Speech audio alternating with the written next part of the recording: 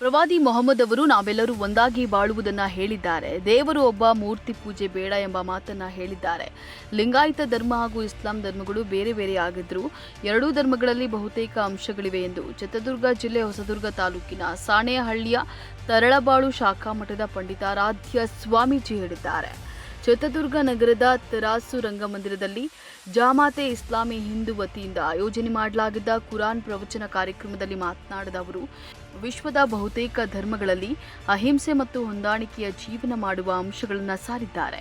ಪ್ರವಾದಿ ಮೊಹಮ್ಮದ್ ಅವರು ಕೂಡ ನಾವೆಲ್ಲರೂ ಒಂದಾಗಿ ಬಾಳುವ ಅಂಶಗಳನ್ನೇ ಹೇಳಿದ್ದಾರೆ. ಸ್ಥಾವರಗಳಿಗೆ ಪೂಜಿಸಬೇಡಿ, ಮೂರ್ತಿ ಪೂಜೆ ಬೇಡ ಎಂಬ ಮಾತನ್ನ ಹೇಳಿದ್ದಾರೆ. ಹೀಗಾಗಿ ಲಿಂಗಾಯತ ಧರ್ಮ ಹಾಗೂ ಇಸ್ಲಾಂ ಧರ್ಮಗಳು ಬೇರೆ ಬೇರೆಯಾಗಿದ್ರೂ ಎರಡೂ ಧರ್ಮಗಳಲ್ಲಿ ಬಹುತೇಕ ಅಂಶಗಳಿವೆ ಎಂದು ತಿಳಿಸಿದ್ದಾರೆ.